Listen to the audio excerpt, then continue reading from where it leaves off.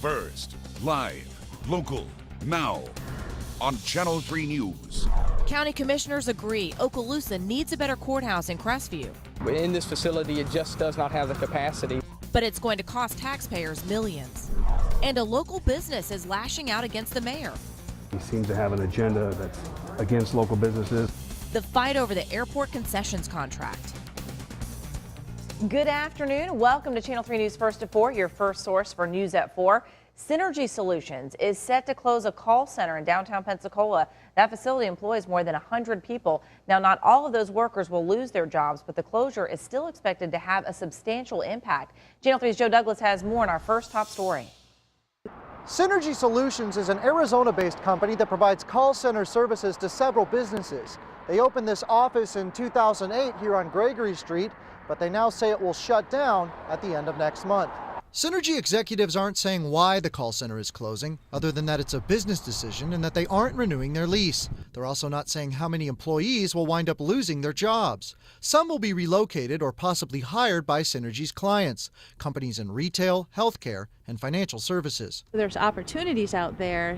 Fortunately, another door is opening. Kathy Karshna is the assistant director of Workforce Escarosa, which offers a number of free services for the unemployed.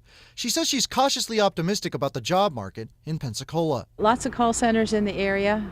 We don't like to lose any employer, but there are opportunities. Again, our unemployment rate is going down right now, but we are here to help them if they need assistance. Restaurants nearby, like Cajun Specialty Meats, say Synergy's presence and hungry employees will be missed. They're right across the street, so yes, they're naturally coming in here, and we're getting a benefit from having a tenant like Synergy next door.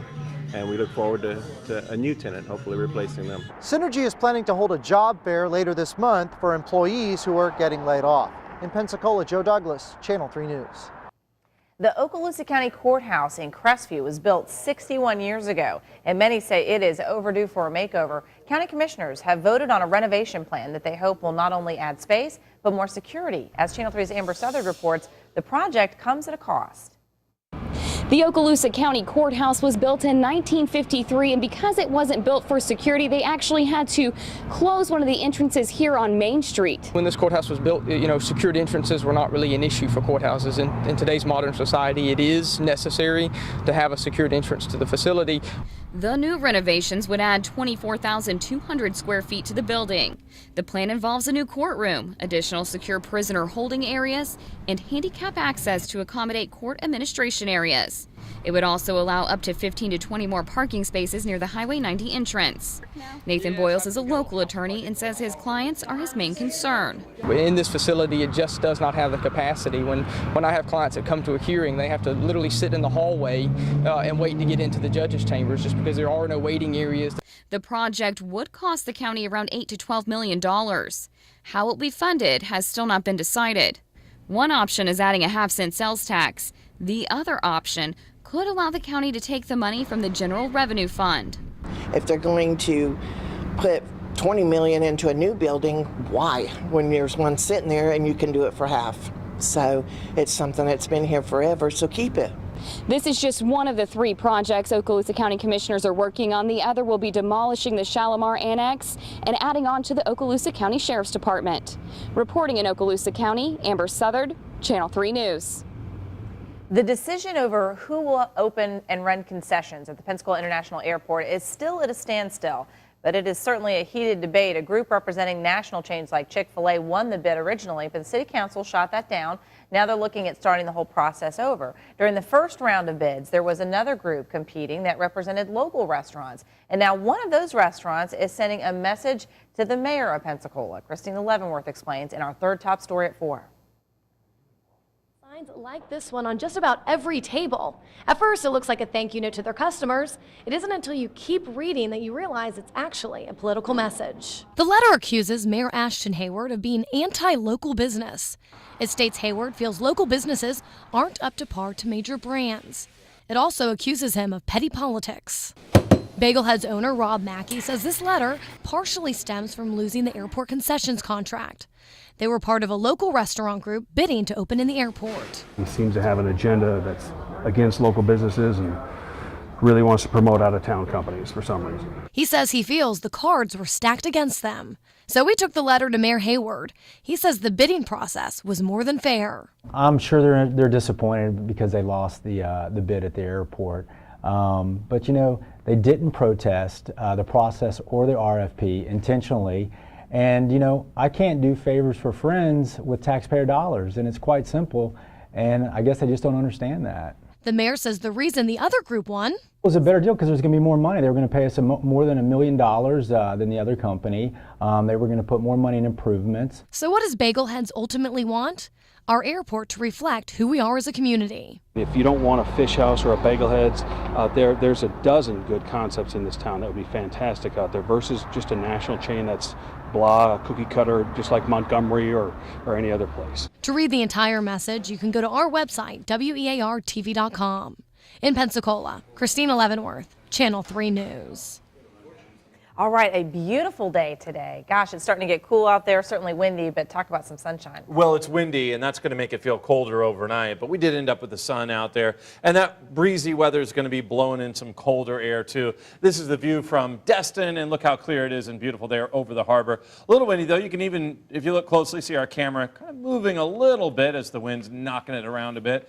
Cloud cover is hitting much of the southeast. It's absent, for the most part, over northwest Florida. It's likely to change over the next couple days, though, as the clouds will be rolling back into the skies. Tonight, the overnight low, 32. Now, that's kind of more for inland areas, but I marked it down at 32 just in case you're concerned about the freezing cold weather. It will be cold overnight. Generally, we're looking at mid to low 30s. Tomorrow, a high of about 50. Kind of a cool day tomorrow, too, with still breezy weather in the area, and the clouds are back. We'll talk more about the chance for rain coming up. All right, thanks, Alan. The sable palm, it is the state tree of Florida, but after the recent freeze we've had last week, many of them in our area don't look so good. So are our beautiful palm trees gone for good? Channel 3's Jim Carmack has more on the ice damage in our fourth top story. A week ago, neighborhoods like this were blanketed in ice. The roads have recovered nicely. The trees, well, not so much. We're seeing images like this all across the Gulf Coast, dead or dying branches and leaves.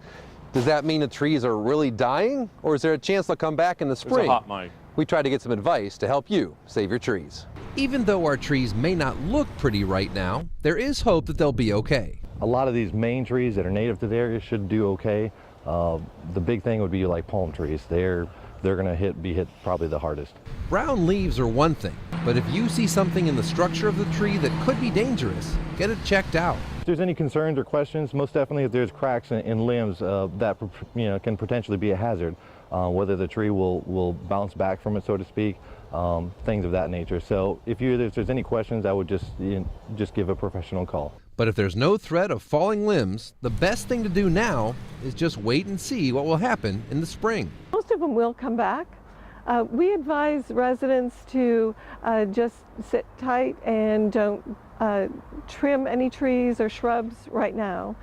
Wait until the spring flush comes out, and then you'll know if there are any branches that have died, and then at that time you can prune those back. Seems like plants and people are looking forward to spring. Reporting in Pensacola, Jim Carmack, Channel 3 News. Well, coming up on First at 4, pulling cigarettes from the shelves. There is a much bigger role that we can play in the healthcare system. The drugstore chain that will no longer sell tobacco products of any kind. Plus, George Zimmerman stepping into the boxing ring, the celebrity he's going to be fighting. But first, choose your news. Cannabis College opens in Florida, the costs of the cold, or a senior center betting ban. Find out which of those stories won our Facebook poll when we come back. And remember, you can take Channel 3 News with you anywhere. Just log on to weartv.com on your mobile device and download the app.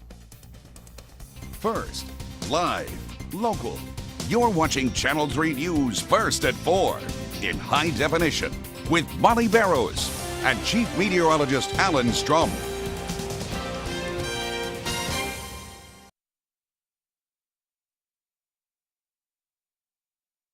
Traffic Watch, brought to you by Pensacola Honda. Here is a live look at Interstate 10, where it merges with I-110. Everything moving along smoothly this afternoon. It is time now to choose your news. And today our Facebook fans picked a story about a cannabis college. A Florida man is taking higher learning to another level with the launch of a so-called cannabis university. The school is set to open in Tampa, and it's dedicated to educating students about medical marijuana. And we're going to talk about what happens in Florida in 2015. You are looking at the very first class on medical marijuana. Packed into a hotel conference room, a group of 25 people listen to a professor of cannabis discuss the history and pharmacological aspects of what organizers call the next frontier in medicine. Mostly you're going to see Delta-9 THC. That's why we're on the cutting edge. That's why this is the frontier of a new type of medicine. We need to be able to do the research to find out exactly what potentials there are. Chemical analysis of marijuana reveals two major components: THC, the chemical that gets you high, and CBD, a chemical that research has shown to stop seizures in epileptic children. CBD is the focus of medical marijuana. Let's bring that medicine to these patients right away. It's a moral outrage to prevent that from happening. And let's do the research on it and see what other cures are out there. Because of the stigma surrounding pot, the identities of the students have been concealed. For some, it could mean their jobs or retribution from family. But until the law and the climate and the topic of conversation changes, I'm going to protect myself. Once again, organizers say this isn't about getting high. It's about legalizing medicine that can help patients with debilitating illnesses. All right, tune in to Dayside and our Facebook page tomorrow morning for the next chance to choose your news. Up next, helping our community see how a local doctor is helping those without insurance. And an American Idol star now entering a new competition. He's running for Congress. Why Clay Aiken says people should vote for him. Plus, your 3 cents. Do you favor or oppose mandatory pre-kindergarten schooling for all children in America beginning at age 4? We want to know what you think about that. Log on to WEARTV.com right now and weigh in. We'd love to hear from you. A local doctor is helping those in need. He's offering to give hearing and vision checks for free to those with low or fixed incomes and no insurance. Channel 3's Callie Desimone tells us how you can apply for the Doctors with a Heart program. If you aren't seeing or hearing as well as you'd like, you might be able to qualify for a program that's being offered right here at this office. For more than 30 years, Dr. Jean Teresa has offered his talents to those who are most in need in our community. Through the Doctors with a Heart program, the doctor provides free eye and hearing exams. If a person needs glasses or a hearing aid after they receive their test results, Dr. Teresa says he will provide them. Beginning Wednesday morning, those who want to partake in the program have to call one of 3 locations where the doctor will be offering the program. Candidates must answer a series of questions to qualify. Once a person is approved, they will be given an appointment time for Friday, February 14th. If you can't see or hear, then you couldn't get the job that you were short of anyway. So they're in a catch-22 situation. This is just done by me, by my rules. And so we can facilitate things being done. For a list of participating locations, you can log on to our website, WEARTV.com, and check out the news links section. Reporting in Escambia County, Callie Desimone, Channel 3 News. And you can apply for those free eye exams until February 14th. First warning weather, powered by Pensacola State College. All right, started off the day with another cloudy morning, burned right off though, but take a look at the clouds that we saw earlier this morning in Escambia County, just as they were starting to lift away. Yeah, we had the front roll through and just move the fog right out of the area too with some foggy weather last night. We had advisories posted. Those have been dropped. We're not seeing any more advisories because we've got a different sort of weather pattern in the area. This from our photographer Tristan Turner, shot for us earlier today. Yeah, we want to show you this backyard luge. This is a track outside of Minneapolis. Wow, holy cow. Yeah. That's, oh man. It says a Minnesota father wanted to make a small track for his kids, but after a few hours it snowballed into what you see here, obviously something much bigger. Now his neighbors, both of his children and adults, flocked to his yard to speed down the 150-yard track for a 45-second ride. 45-second ride, that's pretty good for a backyard ride. Man, that thing's like a roller coaster. Yeah, it's kind of like a water park slide. It really is. You know, except in the snow. I mean, the weather's flying up on the sides like that. I'd almost be afraid you'd fly right over the side. I mean, this thing must have been designed by an engineer there. It seems to be working. Good for him, no doubt. That's really neat. I love how his little girl's just choking him. No, I'm not riding by myself, Daddy. I'll ride with you. Yeah. Well, that looks like fun. We do still have some snow falling across parts of the U.S., and as we take a look across the nation, there are... All right, thanks, Alan. Well, every day on First at 4, you know, we like to start a conversation on one of the hot topics of the day and get your opinion on it. We call it Your 3 Cents. Today, mandatory pre-K for all kids in America, beginning at age 4. So, Bob, what do people think about that? I think the no's have it on this one. Comments all over the place, but it kind of surprised me how many people were against this idea for a number of reasons. We'll get to those in a second, but catching people up here, President Obama renewing his call for expanded early childhood education in his State of the Union address last week. That's something he's proposed since he's been a presidential candidate way back in 2007 and 8. Now, while most Americans appear to agree with the president that mandatory early childhood education is likely to improve student performance, many are unwilling to pay any extra money to fund it. The president has proposed spending $75 billion over the next decade to fund it. Senators Tom Harkin and Representatives George Miller and Richard Hanna have also introduced companion bills to help make it happen. Well, a new Rasmussen Reports national phone survey finds that 46% of adults favor mandatory pre-K for all children in America beginning at the age of 4. 43%, though, oppose. 12% are still on the fence on this one. Well, we asked you the same question, and do you favor this mandatory pre-K for all 4-year-olds and up in America? Here's what some of you wrote. Hope says, just an extra year of babysitting at taxpayer expense. We homeschool, and one reason we do is because I, a former teacher for 4 years, believe that children are already pushed to do things they are not developmentally ready to do. Deanna says, I think it's a good thing. It gives them a head start, and they can interact with other kids and learn in the process. My 3 started K through 4, and what a difference it made in their life. They were ahead. Lucinda says, no. Why not fix the public education system first? We don't need to send our kids to school at younger age. We just need a better education system, especially for those who cannot afford private education or to stay home and homeschool. And Jessica writes, children deserve the best chance for a successful life. And unfortunately, not all parents should be parents. Imposing mandatory pre-K would help the kids whose parents aren't invested in the child's future. Well, we also hit the streets to hear what some of you had to say about this. I agree with it because I think at that age they should be able to start off early. Start them out. The earlier you start them off, then the better off they'll be. I think they'll be able to adapt more once they really get into real school systems. Yeah, I favor it. I think it's a good idea. My granddaughter did it, and it's wonderful. She has learned so much by doing it. I think it's a good idea. Too many disadvantaged kids that don't have the environment, and this would give them a head start. A lot of studies point to advantage for kids, disadvantaged or not.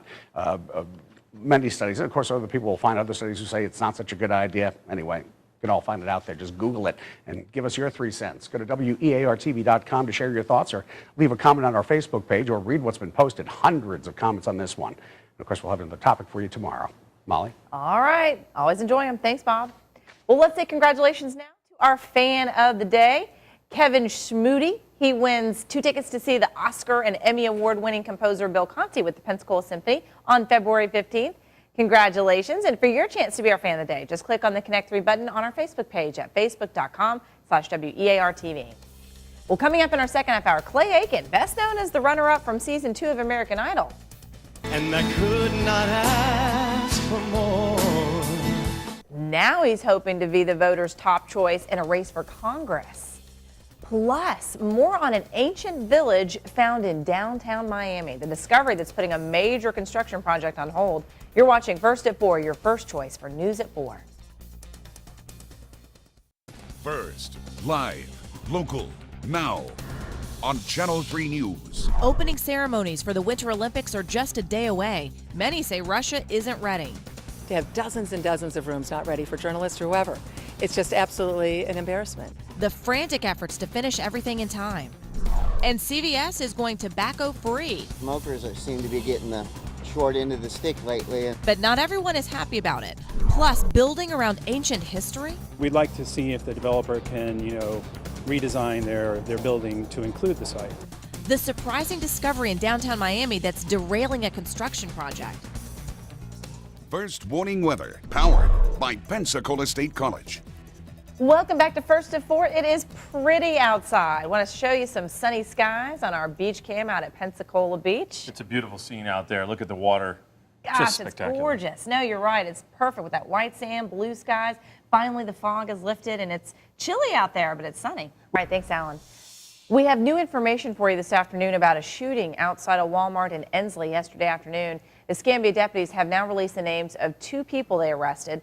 Darius Beasley and Jamichael Tucker are facing multiple charges, including aggravated assault, kidnapping, and armed robbery. Investigators say the pair started shooting after trying to rob and kidnap someone outside that Walmart on Highway 29. No one was hit by the gunfire. Santa Rosa deputies are looking for the man who they say is going around stealing batteries from construction sites. Joseph McMillan Jr. is wanted for burglary, larceny, and criminal mischief. Deputies say they have evidence that McMillan stole more than 100 batteries from construction vehicles and traffic warning signs from job sites. If you know where he is, please call Crime Stoppers. The number in Santa Rosa is 437-STOP.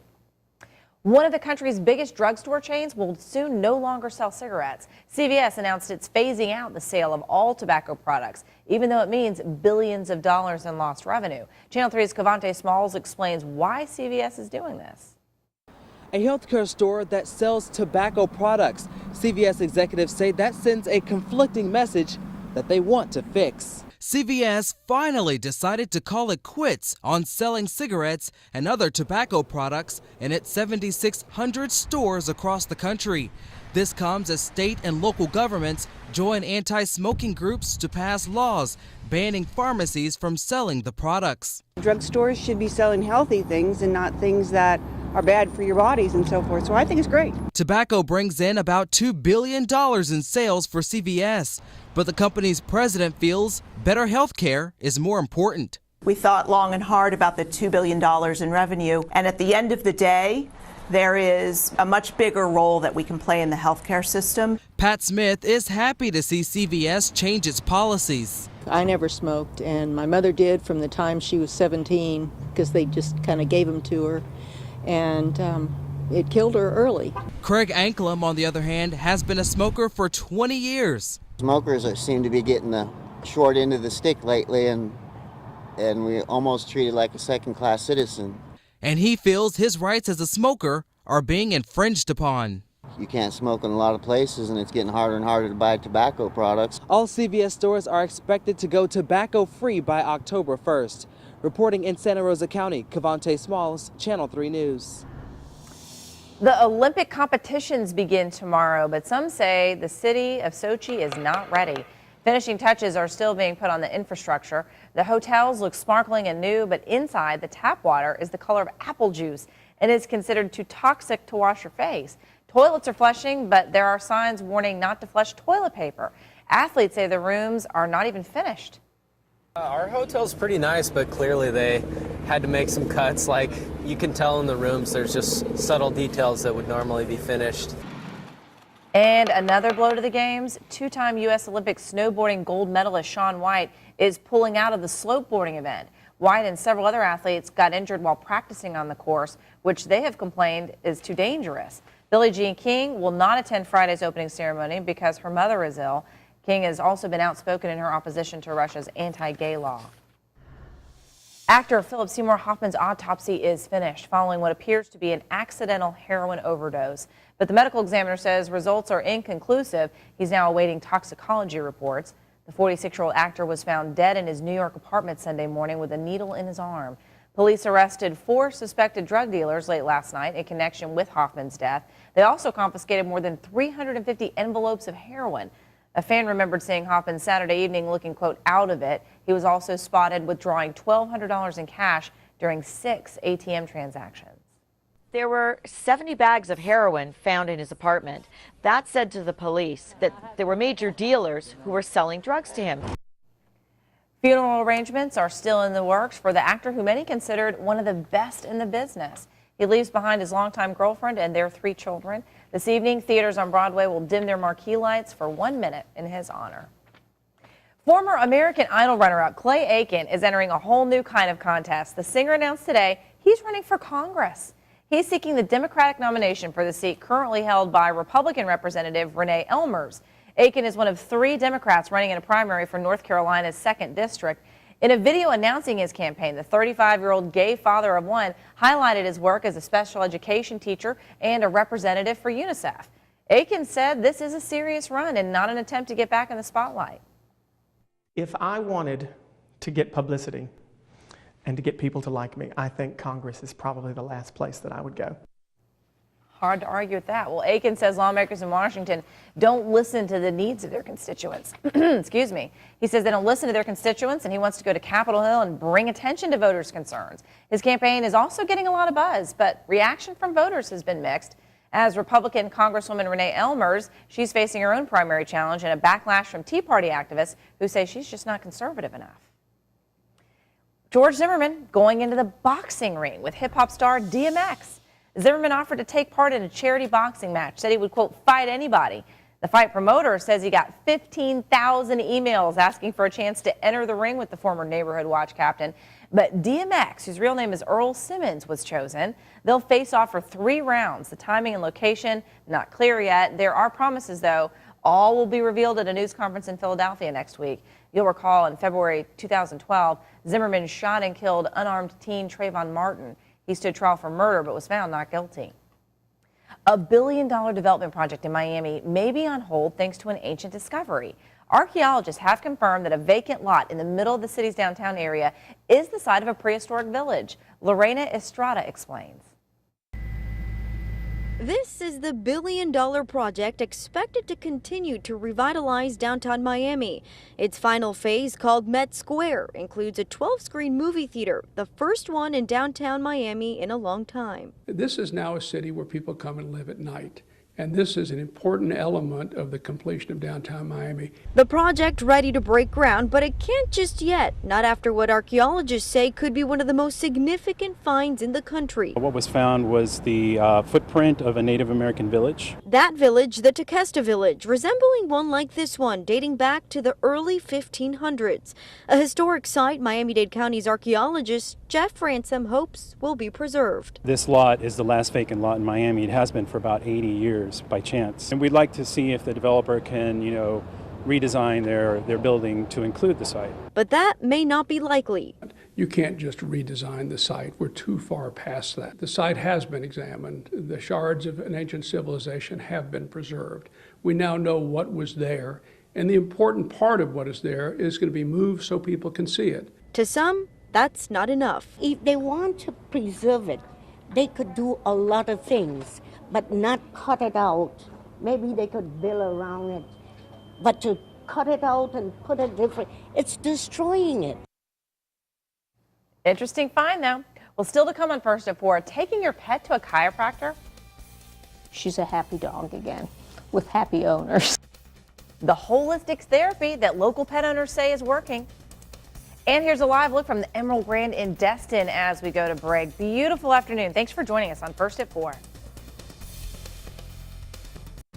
Traffic Watch, brought to you by Pensacola Honda.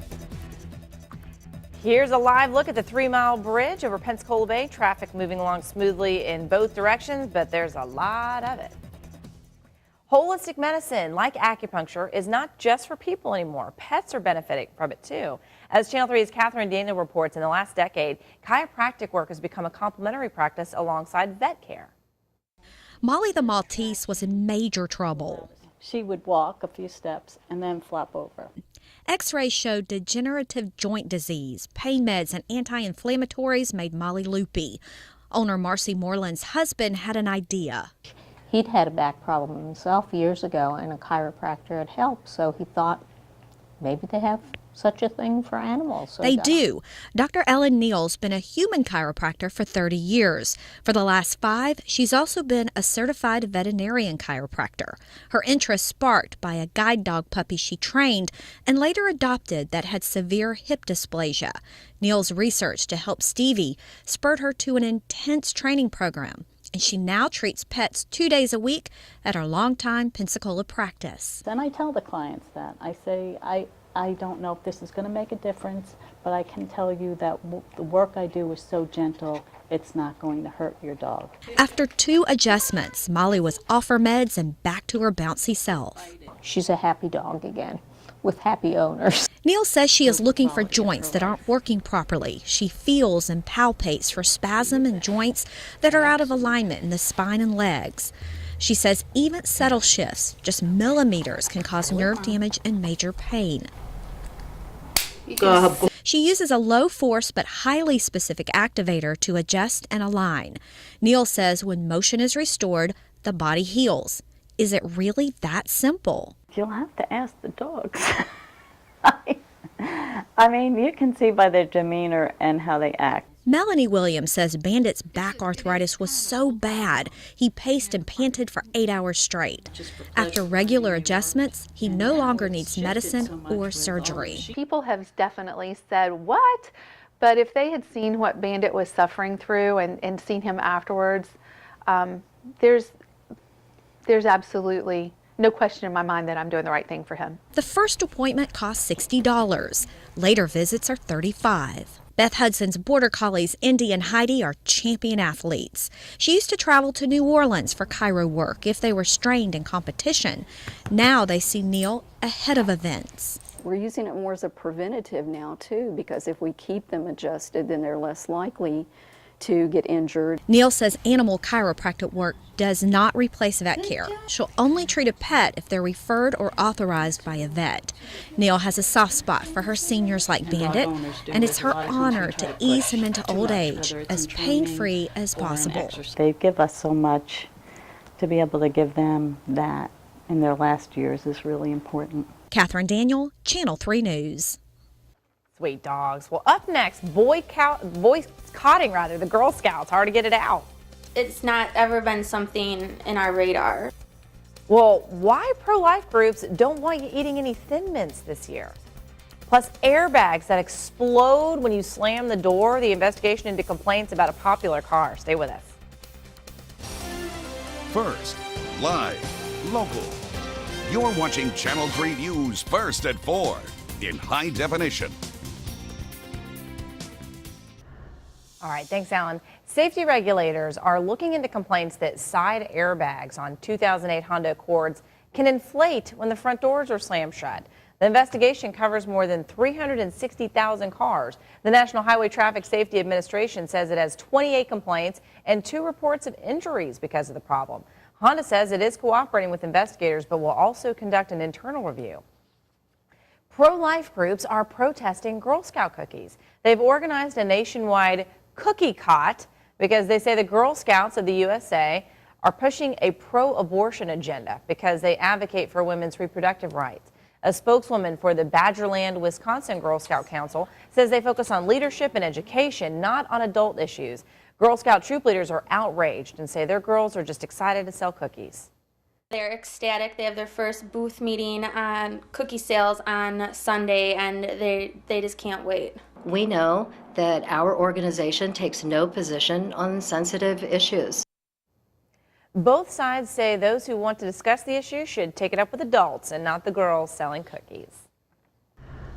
In addition to concerns about safety, the latest winter storm could also put you at risk for the winter bug that's going around. Medical reporter Liz Bonus explains why. At my own house, I work at the health department. I know about infection control and stuff like that. I was trying like crazy not to let that stomach thing spread. That stomach thing going around hit Emily Gresham Worley's twin daughters, Madeline and Charlotte, recently, in spite of the fact that Mom, who works in public health, did everything right to try and shut it down. We had the vomiting bug that was going around at our house last week. It started with my daughters, I guess it was Thursday night into Friday, and then moved to the adults by Sunday. You see, in addition to causing major traffic headaches on the roads, power outages, and plenty of broken bones from slips and falls. And now there's something else we might be able to credit the weather. The fact that more of us are staying or getting ill these days. You see, weather keeps us indoors, which means germs can spread more easily. And that, of course, keeps things like the flu and the stomach bug still going around. Nationally, there's still plenty of flu and other viruses circulating. The big concern right now, however, nationwide, they're seeing more people with the H1N1 strain of the virus.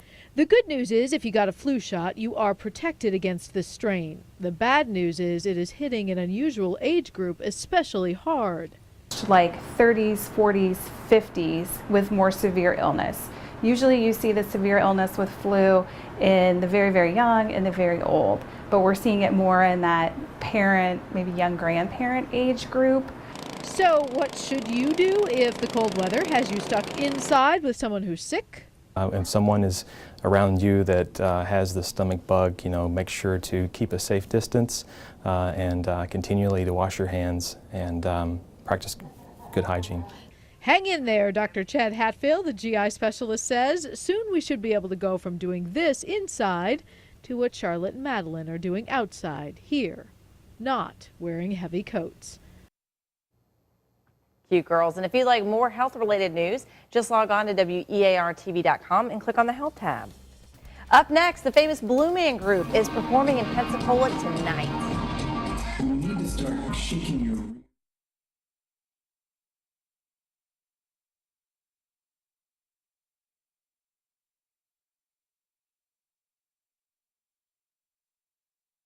The Blue Man Group is in Pensacola. The Blue Man Group is on the road for its first U.S. tour. Check it out. They're performing at the Sanger Theater tonight and tomorrow. The unique show features 3 men, as you see there, in blue paint from head to toe. They perform all sorts of comedic and musical acts in this intense light show. The shows start at 7:30. Well, that's it for us on First at 4. Thanks for joining us. Channel 3 News at 5 starts in 2 minutes. Stay with us.